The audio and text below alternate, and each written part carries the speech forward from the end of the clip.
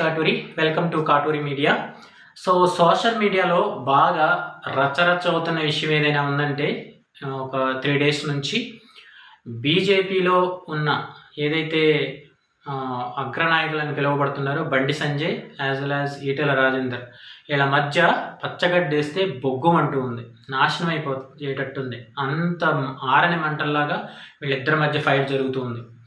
So వీళ్ళు జరుగుతున్న విషయం ఏంటంటే, నేను చెప్పాడు ఎవరు ఈటెల రాజేందర్ ఒక ప్రెస్ మీట్ పెట్టి హుజూరాబాద్లో నేను స్ట్రీట్ ఫైటర్ని కాదు స్ట్రైట్ ఫైటర్ని అని చెప్పేసి కొన్ని బయటికి తను ఏదైతే అనుకుంటున్నాడో అది బయటికి చెప్పాడు. సో మరి అది ఏంటి అనే విషయాలు ఈరోజు చూద్దాం. యాక్చువల్గా బండి సంజయ్ బీసీ సామాజిక వర్గానికి చెందిన వ్యక్తి. బండి సంజయ్ని ఫాలో అయ్యేవాళ్ళు చాలామంది ఉన్నారు బీజేపీలో. అలాగే ఈటెల రాజేంద్ర గారి పొలిటికల్ నేపథ్యం చూస్తే ఆయన టీఆర్ఎస్ నుంచి వచ్చాడు. ఈయన కూడా బీసీ సామాజిక వర్గానికి చెందిన వ్యక్తే. ఈయనకు కూడా ఫాలోవర్స్ అదే రీతిలో ఉన్నారు.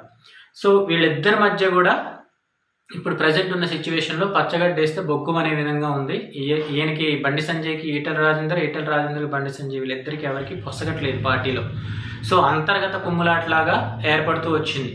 సో ప్రజెంట్ దానికి ఉన్న సిచ్యువేషన్ ఏంటంటే, రీసెంట్గా హుజూరాబాద్లో ఉన్న చాలామంది ఎంపీటీసీలు జెడ్పీటీసీలు ప్రెసిడెంట్లు వీళ్ళందరూ కూడా ఈటెల రాజేందర్ దగ్గరకు వచ్చి చెప్పుకున్నది ఏంటంటే, మాకు పార్టీలో మమ్మల్ని గుర్తించట్లేదు, ఏది ఉన్నా కానీ మాకు చెప్పట్లేదు, ఏది కూడా ఎందులో కూడా మాకు వాళ్ళు మమ్మల్ని కలుపుకొని వెళ్ళట్లేదు ఈ బండి సంజయ్ వర్గం ఎవరైతే ఉన్నారో అని చెప్పేసి ఈయనకి కంప్లైంట్ చేసినప్పుడు ఈయన ఆల్రెడీ ఈయన హుజూరాబాద్లో ఒక ప్రెస్ ట్రిప్ చేశాడనమాట.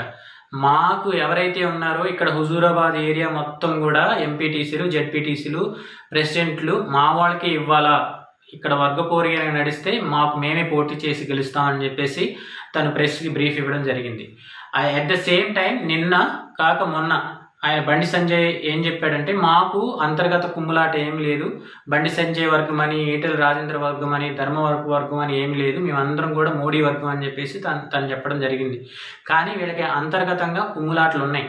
ఎప్పుడైతే మొన్న ఎలక్షన్స్లో రాష్ట్ర అధ్యక్షుడిగా బండి సంజయ్ ఉన్నాడో, రాష్ట్ర అధ్యక్షుడి నుంచి తప్పించడానికి ఈటెల రాజేందర్ పరోక్షంగా కారకుడు అని చెప్పేసి తన మీద కక్ష పెంచుకొని ఈ విధంగా వర్గపోరికి వీళ్ళు దారి తీయడం జరిగింది. సో ఈ వర్గపోరు మీద మరి ఈ బీజేపీ అధిష్టానం ఆల్రెడీ చెప్పింది, ఈ ఈటెల బండి సంజయ్ ఏదైతే కామెంట్స్ ఉన్నాయో వీటి మీద ఎవరు చర్చించొద్దు అని చెప్పేసి ఆల్రెడీ వాళ్ళు ఒక నోటీస్ జారీ చేశారు పార్టీ మొత్తానికి.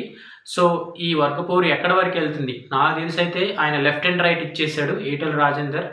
మా గినక ఇవ్వకపోతే మేమే పోటీ చేస్తామని హుజూరాబాద్లో ఈటెల రాజేందర్కి చాలా పట్టుంది. ఆయన ఇంకోటి ఏమంటాడంటే, కరీంనగర్లో ఆయన గెలవటానికి బండి సంజయ్ గెలవటానికి మెయిన్ రీజన్ నేను సహాయం చేశాను, నాకు సంబంధించిన వాళ్ళు సహాయం చేశారు కాబట్టి గెలిచాడు అని పర్సనల్ ఇష్యూస్ని డిస్కస్ చేయడం జరిగింది.